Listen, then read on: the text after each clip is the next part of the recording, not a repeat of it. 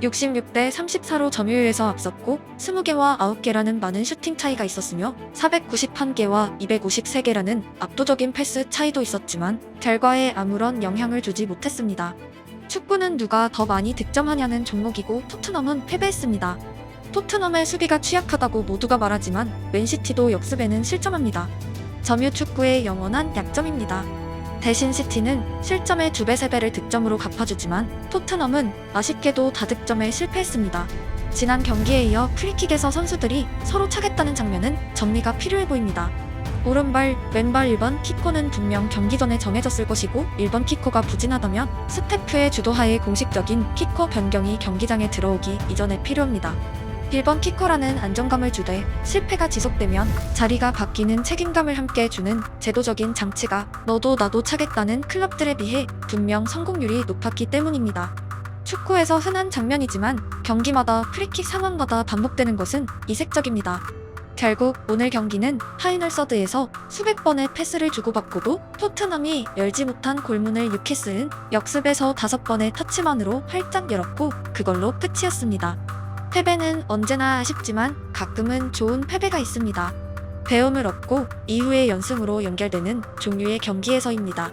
하지만 토트넘은 유사한 형태로만 지고 있는 것이 문제이고 지난 시즌 후반기부터 이어진 오랜 스토리입니다.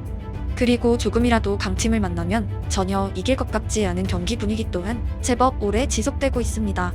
지옥의 연전으로 불렸던 지난 시즌 막판의 레이스에서 상위권의 팀들에게 토트넘은 승점 1점을 챙기기도 버거워했고 이번 프리시즌의 민헨전, 오늘의 뉴캐슬전까지 압박의 퀄리티를 갖춘 팀들에게 빠짐없이 고전하고 있습니다. 여기에서 하나의 질문이 발생합니다. 같은 축구를 펼치고도 지난 시즌 전반기의 토트넘은 어째서 그토록 강했고 연승을 달렸으며 깜짝 리그 1위에 올라섰던 파란을 일으켰냐는 것입니다. 객관적으로 그때보다 지금의 벤치 멤버가 더 두텁고 손발을 맞춘 기간도 다르지만 결과에선 큰 차이가 발생했습니다. 그때 토트넘의 연승은 마법이었을까요? 당시 토트넘을 상대한 클럽들의 특징을 한마디로 정의하자면 혼란이었습니다.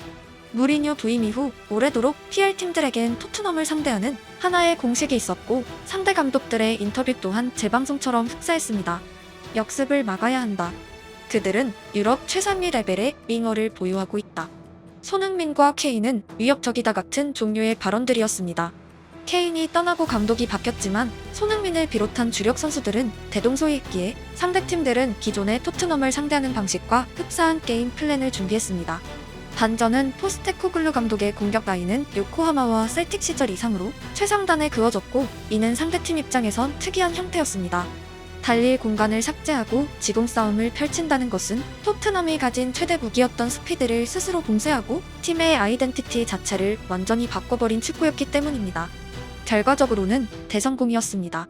수년간 토트넘의 선수비와 스피드에 고전했던 팀들이 정반대로 토트넘의 공격자 숫자와 컵백의 일격을 당했고 그들 눈앞에 토트넘은 3개월 사이에 아예 다른 공격 루트만을 고집하는 신생팀이었습니다. 몇 년간의 플랜이란 쉽게 바뀌지 않고 토트넘이 연승을 쌓아가는 사이 공교롭게도 새로 붙는 팀마다 맨시티 같은 팀을 상대할 때의 전술이 아닌 과거의 토트넘을 상대할 때와 흡사한 게임 플랜이 재방송처럼 이어졌습니다. 이는 축구가 극단적으로 상대적인 종목이라는 증거입니다. 토트넘 자체의 경기력은 손발을 맞춘 기간, 점유 축구에 쌓은 노하우, 새로운 빅네임 영입의 실패 등으로 성장할 여력이 없었지만 게임 플랜의 차이만으로도 놀라울 정도의 결과가 발생했고 1위 등극으로 이어졌습니다. 여기에 반전의 빌미를 제공한 첫 번째 인물은 아스널의 아르테타 감독이었습니다. 그들은 과거의 토트넘은 지우고 마치 맨시티를 상대하는 듯한 게임 플랜을 가져나왔고 오래도록 토트넘을 상대로는 자신들의 뒷공간을 걱정해 전방 압박에는 소극적이었지만 바뀐 토트넘을 상대로는 비카리오 키퍼부터 압박하기 시작했습니다. 첼시의 포체티노 감독도 흡사한 노선을 선택했고 결정적으로 로메로와 반더벤이 빠진 이후에는 PL의 모든 팀들은 과거의 토트넘은 완전히 배제하고 2024 버전 토트넘만을 머리에 넣고 경기를 치르기 시작했습니다. 전방 압박이란 축구계의 필살기가 아닙니다. 잘되면 땡큐지만 통하지 않으면 치명적인 전술입니다. 공격진의 체력 문제를 야기할 수 있고 하프라인까지 압박이 진행된다면 당연히 라인을 뒤에 두고 기다린 팀들에 비해선 순간적인 뒷공간의 약점이 노출되기도 하기 때문입니다. 센터백이 날리는 일발 스루롱 패스 같은 무기에 의해서입니다. 시즌 초반 공격하는 토트넘을 상대로 적극적인 압박을 걸지 않은 팀 감독들이 바보라서 그런 플랜을 준비했던 것이 아니라 토트넘은 유럽 최고 수준의 역습 능력을 갖추고 있던 팀이었기에 최전선으로 선수들을 보내기에 망설였다가 맞는 표현입니다. 반전은 상대가 압박하는 사이에 노출되는 미들라인의 공간을 토트넘은 전혀 활용하지 못했고 한 시즌 만에 놀라울 정도로 역습 능력이 사라진 부분입니다. 그 축구의 마무리에는 주로 손흥민이 빛났지만 패서로는 최근에 케인, 과거에 에릭센이 있었습니다. 정확히 오늘 경기에서도 비카리오가 상대볼을 획득하고 부지런히 공줄 사람을 찾았지만 이미 수초가 지나버렸고 적극적으로 볼을 운반하겠다고 나타나는 선수가 마치 최전방 같은 적극적인 움직임으로 급하게 볼을 뿌리고자 집념하는 선수가 없었습니다. 결국 볼 탈취 직후에 토트넘은 위력적인 역습을 한 번도 보이지 못하고 경기가 끝나버렸습니다. 거짓말 조금 보태서 과거의 에릭센은 최전방에서보다 역습의 시작 지점에서 얼굴이 더욱 상기되어 있었습니다. 마치 지금 볼을 주지 못하면 큰일 날 것 같은 선수의 다급함이 온몸에서 표출되었고 오늘 토트넘 미들지는 후방은 후방이니 득점과 아무 상관없는 상황인 듯 평온해 보였습니다. 역습의 시작을 곧 득점으로 인식하는 선수와 별것 아닌 상황으로 여기는 선수의 차이는 거대합니다. 여러 번 언급했지만 축구는 가위바위보와 흡사하게 완벽한 전술이 존재하지 않습니다. 더 강한 것이 아니라 상대성에 의한 승과 패의 조합만이 가득합니다.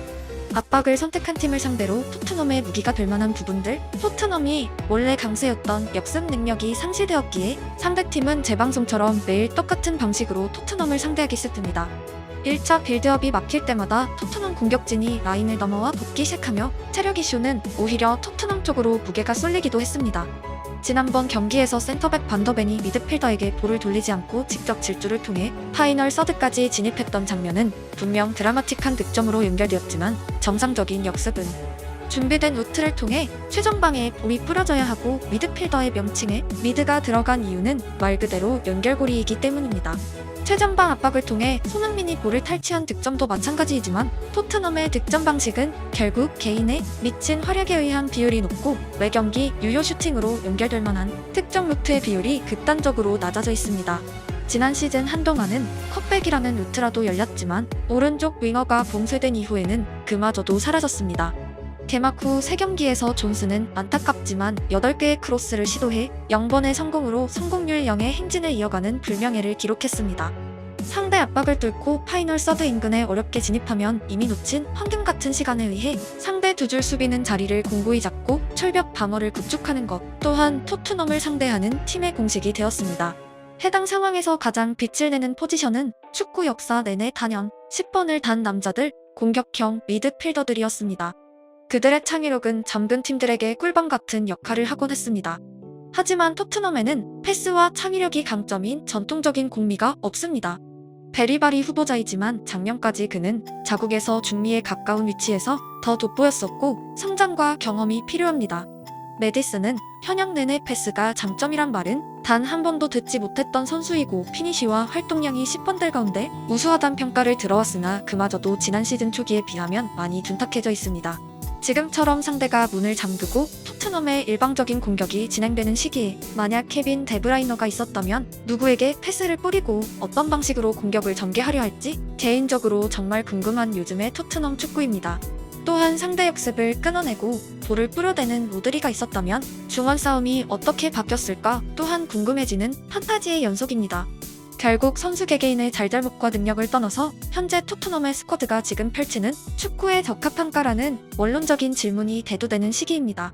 시티마저 시간이 필요했던 점유 축구를 위해 토트넘이 선수단 절반을 사오기는 현실적으로 무리이고 결국 원하는 물을 길러올 수 없다면 물병을 바꿔야 하는 게 아닌가? 전술에 대한 이야기가 끊임없이 생성되는 이유입니다. 이 또한 감독의 역량 문제를 넘어 물과 물통이 서로 맞지 않는 게 아니냐는 본질적인 주제입니다.